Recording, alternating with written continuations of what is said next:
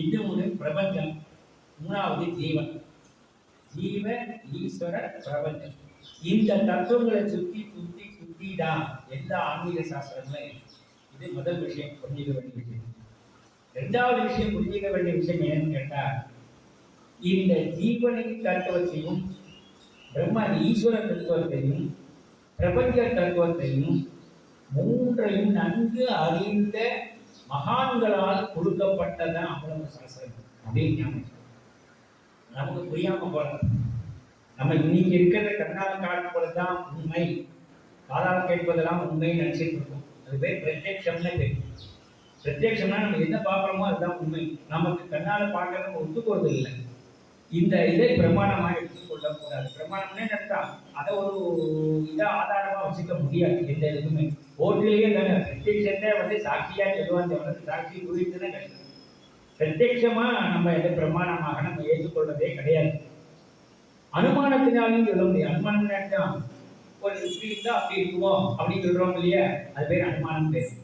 இப்போ உதாரணமா ஒரு மலை இருக்கு, இதெல்லாம் விசாரம் பண்ணி நம்ம தெரிஞ்சிக்க வேண்டிய விஷயம். தத்துவங்களை சொல்லும்போது கொஞ்சம் கஷ்டம் தான். ஆனா அந்த தத்துவங்கள் தான் இங்க சொல்லப்படுகிறது. அது என்ன கதை இல்லை. இப்ப ராமாயணமோ மகாபாரதமோ இல்லை சிவபுராணமோ அந்த மாதிரி இருக்கிற கதைகள் இல்லை. இது அவ்வளவுமே ஆத்தியாத்மிக விஷயத்துல வரக்கூடிய ஒரு பெரிய விஷயங்கள். அவ்வளவுமே அதை நம்ம புரிஞ்சுக்கணும். அதை புரிஞ்சுட்டு என்னன்னா, அதனால தான் இந்த சுர சங்கீத பிரவச்சனம் நம்ம தமிழ்நாட்டில் அவ்வளவா எனக்கு தெரியல. எனக்கு ஆந்திராவில் சாமவேதி சண்முகா அவர் சண்முகம் அவர் பிரவச்சனம் பண்ணியிருக்கார். இன்னும் 2-3 பேர் பிரவச்சனம் பண்ணி நார்த் இந்தியாவில் பண்ணியிருக்காங்க.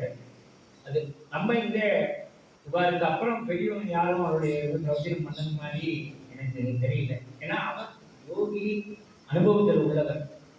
அந்த மாதிரி அவங்க சொல்லும்போது நமக்கு உள்ளது அப்படின்னு நிதயத்தை போய் ஒட்டி.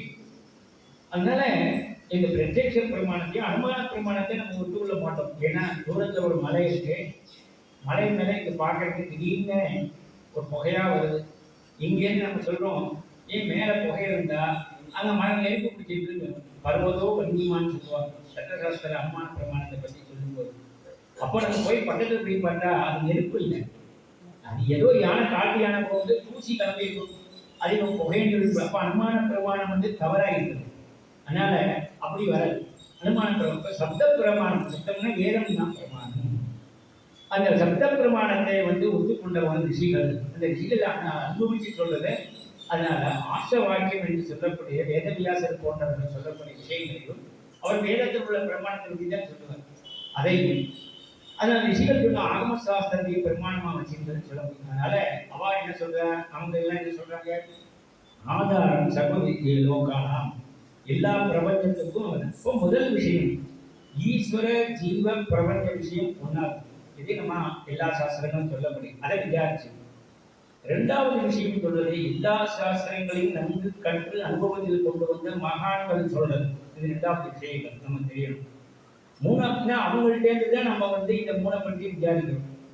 மூணாவது விஷயம் என்னன்னு கேட்டா, நம்ம இப்போ நம்ம இந்த பிரபஞ்சம் இருக்கு, இந்த பிரபஞ்சம்ங்கிறது என்னென்ன எல்லாம் இந்த சாஸ்திரங்கள் சொல்ற விஷயங்கள்.